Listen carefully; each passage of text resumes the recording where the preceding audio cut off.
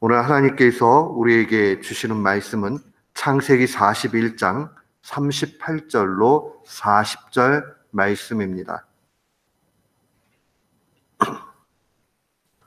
창세기 41장 38절로 40절 말씀.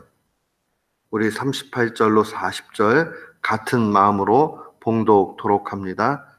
바로가 그 신하들에게 이르되 이와 같이 하나님의 신이 감동한 사람을 우리가 어찌 얻을 수 있으리요 하고 요셉에게 이르되 하나님이 모든 것을 네게 보이셨으니 너와 같이 명철하고 지혜 있는 자가 없도다. 너는 내 집을 치리하라. 내 백성이 다 네 명령에 복종하리니 나는 너보다 높음의 보좌뿐이니라. 아멘. 저는 오늘 본문 말씀을 통해서 세상 속에서 영향력을 미치는 신앙인이라는 제목으로 주의 말씀을 선포하도록 하겠습니다. 미국의 저명한 그 리더십의 대가라고 일컬어지는 존 맥스웰이라는 목회자가 있습니다. 이분이 리더십에 대해서 한마디로 이렇게 이야기했습니다. 리더는 영향력을 미치는 사람이다. 그는 리더십의 중심을 영향력이라고 정의했습니다. 참다운 리더는 어쨌든 영향력을 끼쳐서 목표하는 비전까지 사람들을 인도해내는 사람이라고 그는 이야기합니다. 하나님은 우리에게 세상 속에 살지만 세상에 물들지 않고 세상에서 방황하는 심령들을 하나님께로 인도하라, 그렇게 말씀해 주셨습니다. 그렇다면 우리 모두는 세상 속에서 영향력을 끼치는 리더라는 사실을 놓치지 말아야 됩니다. 내가 잘났던, 조금 부족해 보이던, 뭐했던 상관없이 그리스도인들은 반드시 영향력 끼치는 사람 되어야 합니다. 이 영향력을 끼치는 것은 현재 우리가 가지고 있는 타이틀과 항상 맥을 같이 하는 것만은 아닙니다. 우리가 조금 연약할지라도, 우리가 세상 속에서는 크게 주목받지 못할지라도 얼마든지 영향력 미칠 수 있습니다. 저는 어린 시절에 한 분이 기억이 납니다. 이분은 재래시장에서 좌판을 깔아놓고 물건을 파시던 분이셨습니다.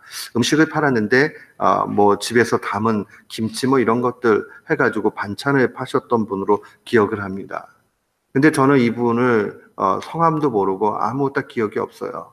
그러나 이분이 얼마만큼 하나님의 말씀을 사랑하고 얼마만큼 하나님을 사랑하는지를 잘 압니다. 제가 볼 때 이분이 시절이 좋은 시절에 태어나지 않으셨기 때문에 많이 배운 듯 보이지는 않았습니다. 그러나 이분은 언제나 좌판에 앉아서 손님이 없을 때면 성경을 펴놓고 열심히 읽었습니다. 또 잘은 모르지만 감동이 오면 또 그 자리에서 기도를 짧게 또 하고 또 말씀을 읽고 또 옆에 사람들한테 방해가 될까봐 조그맣게 찬송을 이렇게 읊조리면서 부르고 하는 일들을 늘 봤습니다. 저는 그 모습을 보면서 야, 저분 진짜 그리스도인답고 참 멋있다 하는 생각했습니다. 그분은 기억 못했을 겁니다. 누군가가 자신이 기도하고 말씀 읽고 찬양 부르는 것에 감동받는다는 사실 알지 못했을 겁니다. 그분은 그냥 한낱 장사꾼같이 보일 수 있습니다. 그러나 저한테는 평생에 잊지 못하는 하나님의 말씀을 사모했던 아주 귀한 여성도라고 저는 그렇게 기억을 합니다. 영향력을 끼친 거지요. 제가 마음속에 나도 언제나 말씀을 저렇게 사랑하는 사람 돼야 되겠다 하는 생각해 본 적 있습니다. 오늘 본문의 요셉 역시도 동일합니다. 우리가 잘 알지만 이 히브리 소년, 히브리 종인 요셉은 아무것도 내세울 것 없습니다. 심지어는 억울하던 억울하지 않던 간에 어쨌든 옥에 갇힌 그러한 신분에 불과한 땅바닥까지 모든 것이 추락한 그런 사람이었습니다. 그러나 하나님께는 이 요셉이 다른 시각으로 보였습니다. 하나님은 요셉을 귀하게 여기셨습니다. 요셉은 한결같이 하나님과 동행하는 그러한 모습을 보였습니다.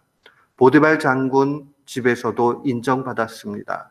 그는 성실했고 언제나 한결같은 마음으로 하나님 섬기듯이 자기에게 맡겨진 일을 성실하게 했습니다. 보디발 장군이 하루 부릅니다. 39장 9절에 보면 이 집에 나보다 큰 이가 없다라는 요셉의 고백을 볼 때에 그 모든 것을 다 맡겼습니다. 다만 아내 외에는 이 요셉에게 모든 것을 맡겼습니다. 인정받았다는 거죠. 이러한 요셉, 정말 그 높은 신분에 있는 사람, 또 큰 나라의 이 장군이었던 보디발 장군, 이 사람에게 인정받는다는 거 쉽지 않았습니다. 심지어는 그 아내가 유혹할 때에도 이야기하지요. 이 집에는 나보다 큰 이가 없고 주인이 아무것도 내게 금하지 아니하였어도 금한 것은 당신뿐이다 라고 이야기하면서 그가 그 상황들 속에서 신앙 고백합니다. 내가 하나님 앞에서 죄 지을 수 없다라는 거죠. 옥에서는 어떻습니까? 옥에 갇혔을 때도 여전히 그는 인정받는 사람이었습니다. 영향력 끼치는 사람이었습니다. 40장 4절 보면 시위대장이 요셉으로 그들에게 수종하게 했다. 그들은 두 관원을 얘기합니다. 술 맡은 관원장, 떡 굽는 관원장을 의미합니다. 요셉이 그들을 섬기게 됐습니다. 같은 옥에 갇힌 신분에서 이렇게 섬길 수 있었던 것은 인정받았기 때문에 그러합니다.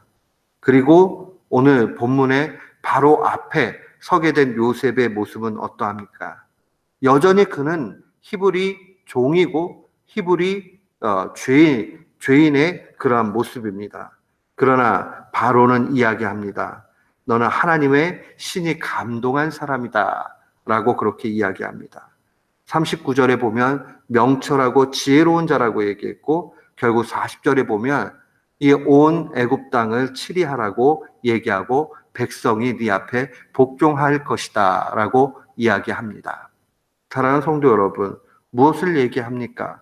이가 그냥 단순히 꿈을 잘 풀이해가지고 이 자리까지 올라가게 됐다 그렇게 보십니까? 그렇지 않습니다.